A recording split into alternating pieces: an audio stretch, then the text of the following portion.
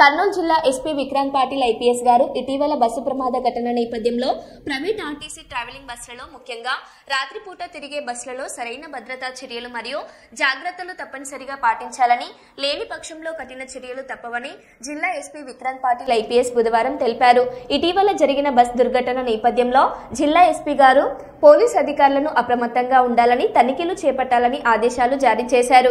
జిల్లా ఎస్పీ గారి ఆదేశాల మేరకు పోలీస్ అధికారులు ప్రైవేట్ ట్రావెల్స్ బస్సులను తనిఖీలు చేస్తున్నారు. ప్రయాణికుల రక్షణ మరియు భద్రతా ప్రమాణాలను పరిశీలించి అవి సక్రమంగా ఉన్నాయో లేదో నిర్ధారించడానికి విస్తృత తనిఖీలు చేపట్టారు.